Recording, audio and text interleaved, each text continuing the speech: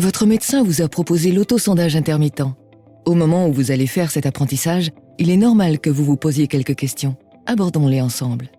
Pour bien comprendre, parlons d'abord de l'appareil urinaire. Tous les jours, notre corps doit éliminer les déchets produits par notre organisme et accumulés dans le sang.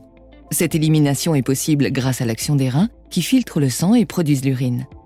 L'urine quitte les reins par les deux uretères pour être stockée dans la vessie. Le stockage est assuré par des sphincters, sorte de verrous contrôlant la fermeture de la vessie pour empêcher les fuites d'urine. Habituellement, lorsque la vessie est pleine, un message est envoyé au cerveau par les nerfs et la moelle épinière. On ressent alors le besoin d'uriner. Il est alors possible de décider soit de se retenir, soit d'uriner. Si l'on décide de se retenir, le cerveau renvoie au sphincter l'ordre de rester contracté. Si l'on décide d'uriner, le cerveau envoie au sphincter l'ordre de s'ouvrir et la vessie se contracte alors de façon réflexe pour évacuer l'urine. La vessie se vide alors complètement à travers l'urètre. Cette vidange de la vessie s'appelle la miction.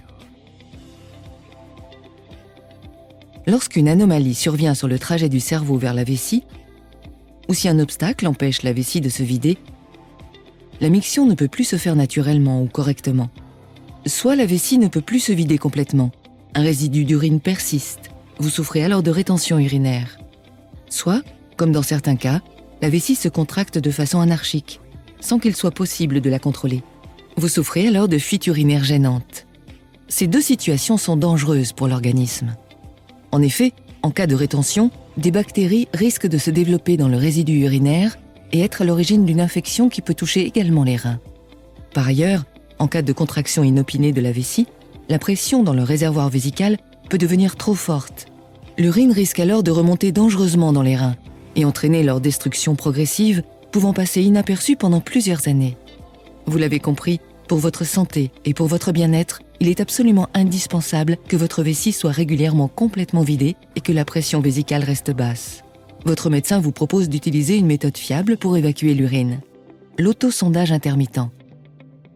Le sondage consiste à évacuer l'urine en introduisant une petite sonde par l'urètre jusque dans la vessie par laquelle l'urine peut s'écouler. Cette sonde permet à la vessie de se vidanger complètement. Une fois la vessie vide, la sonde est retirée. Auto signifie que vous réaliserez vous-même ce geste simple. Intermittent signifie que vous le répéterez à intervalles réguliers, comme s'il s'agissait de miction naturelle, environ 5 sondages par jour. La méthode peut vous paraître artificielle, et pourtant, l'autosondage intermittent reproduit le cycle naturel remplissage-vidange de la vessie, ce qu'aucun médicament ne peut faire. Pour cette raison, c'est aujourd'hui la méthode de référence, unanimement recommandée par les experts du monde entier. L'autosondage est aujourd'hui pratiqué par des milliers de personnes de tous âges, enfants, adultes, sujets âgés. Vous redoutez peut-être cet apprentissage, c'est normal. Est-ce compliqué? Est-ce que je risque de me blesser? L'autosondage est-il douloureux? Y a-t-il des risques d'infection? Vais-je pouvoir reprendre mes activités? L'autosondage est un geste simple à réaliser. Bien sûr, il nécessite un peu de pratique, mais vous le maîtriserez très rapidement, souvent en une seule séance, avec l'aide que vous apportera votre infirmière conseil. Une fois à l'aise, ce geste deviendra vite naturel. La sonde suit un trajet simple. Ni trop fine, ni trop souple, elle peut emprunter facilement la voie naturelle vers la vessie.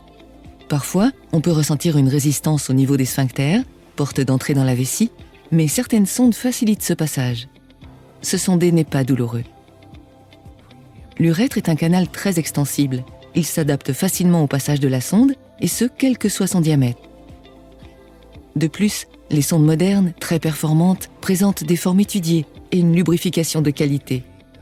Lors de l'apprentissage, on vous montrera plusieurs sondes adaptées à votre cas et on vous guidera dans le choix du matériel le plus pratique pour vous. Une fois le geste acquis, vous pourrez choisir la sonde qui procurera le plus de facilité, de confort et de discrétion et qui s'intégrera le mieux dans votre vie quotidienne. Exceptionnellement, il est possible que le passage de la sonde, même s'il se fait sans douleur, s'accompagne temporairement de légers saignements. Mais très rapidement, vous maîtriserez le geste. Ensuite, il n'y aura pas de risque de vous blesser si vous respectez bien la procédure de sondage qui vous sera détaillée par l'infirmière. Pour éviter tout risque d'infection, il est important de se sonder régulièrement. Les sondages permettent de chasser les bactéries avec les urines avant qu'elles n'aient eu le temps de proliférer. Plus vous vous sonderez à la bonne fréquence, moins vous risquerez de vous infecter. Une bonne hygiène quotidienne suffit. Lavez-vous soigneusement les mains avant chaque sondage et réalisez une toilette locale au savon au moins une fois par jour.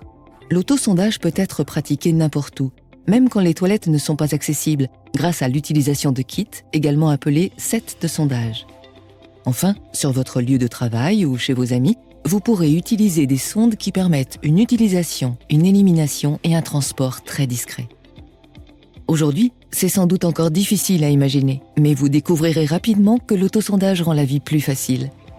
L'autosondage présente des bénéfices sur la santé.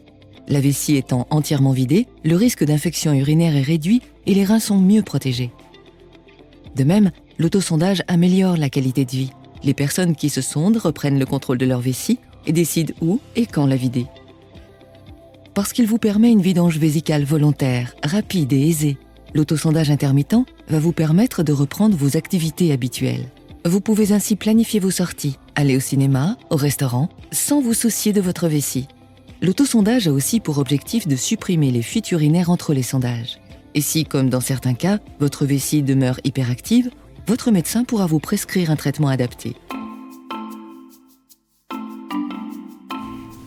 Oui, je m'appelle Isri Ahmed, j'ai 49 ans, je viens de Uccle. Maintenant, ça fait plus ou moins 3 ans que je pratique l'autosondage. Moi, à la suite d'un accident de voiture, en fait, j'ai ma lésion qui est en C6, C7. C'est considéré comme tétraplégique, mais j'ai eu la chance de récupérer mes bras. Donc, à l'hôpital, on m'a proposé de mettre un péniflo avec un sac. Et je ne connaissais pas, en fait, la technique de l'autosondage. Donc, pour moi, c'était facile, en fait. J'avais un sac, bon, voilà, quoi.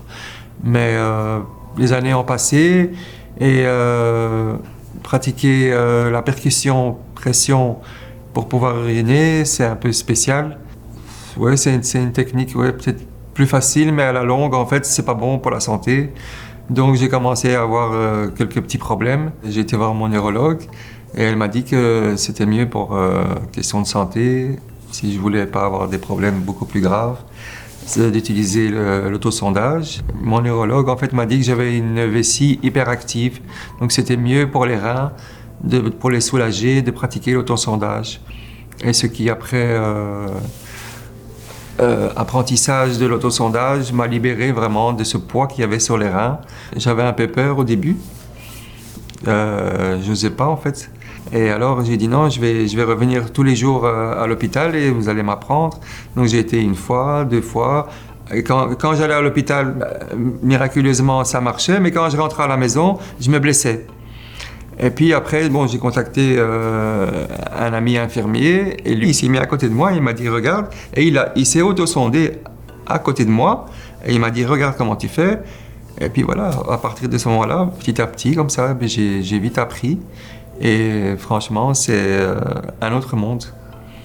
Non, ça m'a libéré en fait de ce sac en fait que je portais tout le temps. Quand vous buvez, vous buvez, vous buvez. Fatalement, il faut bien éliminer. Donc, je faisais en fait, j'urinais en fait à n'importe quel moment en fait, n'importe quelle heure. Il n'y avait pas de discipline. Tandis qu'ici, avec l'autosondage, vous êtes obligé d'avoir une discipline, de se dire voilà, je vais m'autosonder à telle heure, je vais boire autant. Et donc c'est à vous à gérer au fil du temps et voir ce qui est le mieux pour vous, quoi. Lorsque maintenant je dois aller à la toilette, uriner en fait, je commence à avoir des frissons et alors c'est une petite alerte qui me dit ouais, maintenant il est temps d'aller à la toilette, quoi. La chose la plus importante, c'est l'hygiène. C'est déjà de bien se laver avant l'autosondage. Oui, ça c'est primordial, sinon vous allez attraper une infection. Mais moi personnellement, comme je suis tétra, donc j'ai une main qui est atrophiée, j'ai choisi l'autosondage avec la sonde, avec le sac incorporé pour avoir plus de facilité, donc pour avoir moins d'infections. Et voilà quoi, maintenant je me sens bien, là je suis comme tout le monde, quoi, voilà. Il suffit juste de gérer en fait ses boissons et voilà quoi, la vie est tout à fait normale, quoi. Aussi la pratique du tennis de table, vous êtes tranquille, il n'y a plus tous ces attributs en fait qui vous gênent. Même pour dormir, c'est plus pratique. Quand vous allez à la piscine, vous pouvez mettre un short. Donc maintenant, je me sens beaucoup mieux avec cette pratique. Franchement, je le conseille à tout le monde. Non, mais c'est vrai. Aujourd'hui, l'infirmier ou infirmière est à vos côtés pour vous guider dans l'apprentissage de l'autosondage. Demain, une fois le geste acquis, vous serez autonome. Mais si vous avez des difficultés, il sera possible à tout moment de demander l'aide de votre professionnel de santé. Grâce à l'autosondage, vous allez bientôt pouvoir contrôler votre vessie, préserver votre santé et améliorer votre qualité de vie.